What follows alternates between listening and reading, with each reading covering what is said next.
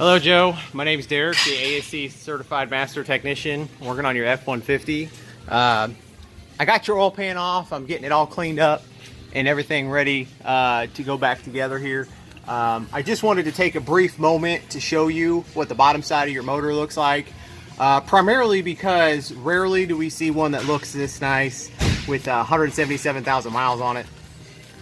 So as you can see, the crankshaft still has the nice silver polished look to it. Your pickup tube still looks in the newish gray color that it would have been when it was brand new. You know, the sides of the block here, you can still see the original color. The pistons look nice and clean. You don't see any sludge buildup anywhere in there. Those are some prime areas that sludge tends to build up. So overall, I just was impressed enough with the care that has been taken with this motor that it looks this nice with so many miles that I wanted to at least show it to you since you can't be here to see it. I also took a picture so that you could also see it in a still.